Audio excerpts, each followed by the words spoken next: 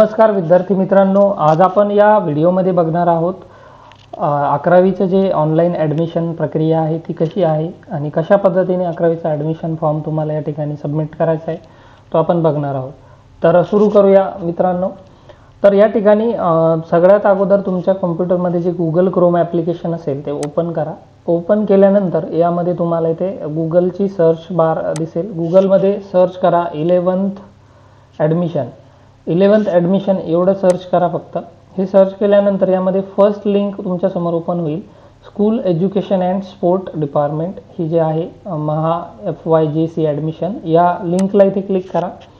इथे क्लिक केल्यानंतर ही लिंक या ठिकाणी ओपन होईल। ओपन झाल्यानंतर यामध्ये तुम्हाला स्टुडंट रजिस्ट्रेशन या ऑप्शनला क्लिक करायचे उजव्या साईडला। स्टुडंट रजिस्ट्रेशन इथे दोन पार्टमध्ये हे रजिस्ट्रेशन होणार आहे। सगळ्यात अगोदर काय होईल की स्टुडंट रजिस्ट्रेशन होईल, नंतर रजिस्ट्रेशन झाल्यावर एक लॉगिन ID पासवर्ड जनरेट होईल तुमचा।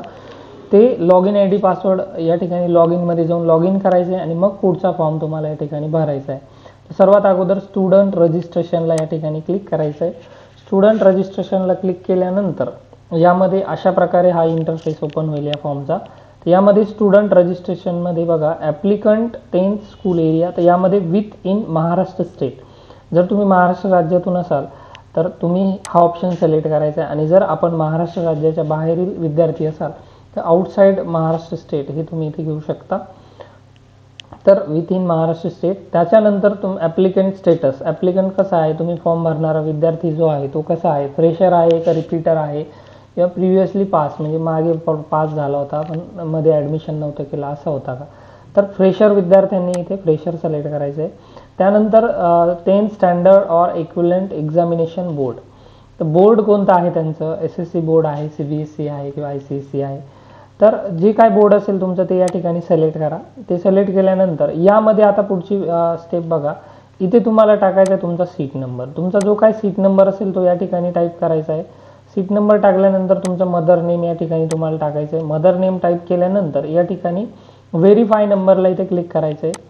व्हेरीफाय नंबरला क्लिक केल्यानंतर इथे यस करायचं आहे, चेक करायचं तुमचंच आहे का हे सर्व डिटेल आणि या ठिकाणी यस करायचं आहे। यस केल्यानंतर काय ना की तुमची सर्व डिटेल या ठिकाणी ऑटोमॅटिकली येऊन जाईल, तुमचं नाव येईल इथे।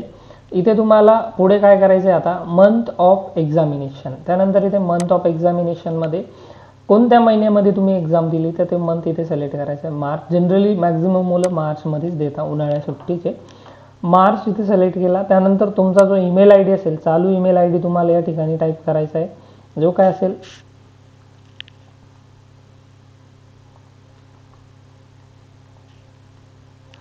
तो या ठिकाणी टाईप करा आणि त्यानंतर तुमचा मोबाईल नंबर या ठिकाणी तुम्हाला टाईप करायचा आहे, जो काय असेल तो हा मोबाईल नंबर अशा प्रकारे इथे टाईप करा। त्यानंतर तुम्हाला एक सिक्युरिटी क्वेश्चन विचारला जाईल।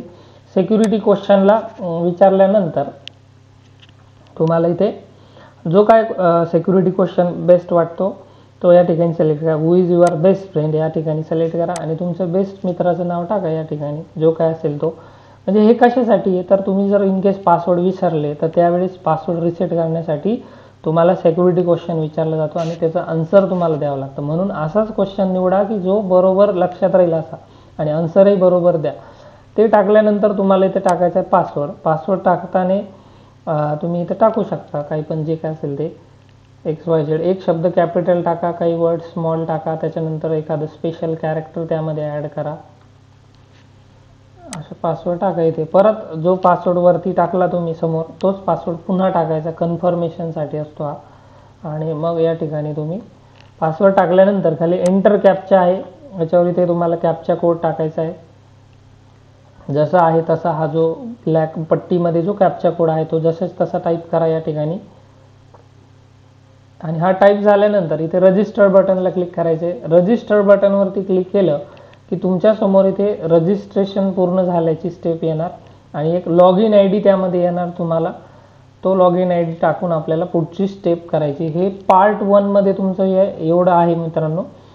तर मित्रांनो या ठिकाणी आपलं रजिस्ट्रेशन झाल्यानंतर ह्या अशा पद्धतीने तुम्हाला मेसेज येईल, या ठिकाणी your register successfully, your application form number, इथे एक लॉगिन ID तुमचा येईल यामध्ये।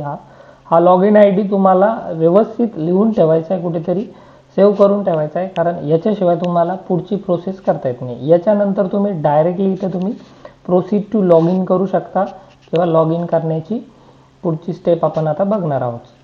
तर मित्रांनो, आपला आता फर्स्ट पार्ट या ठिकाणी कंप्लीट झाला आहे.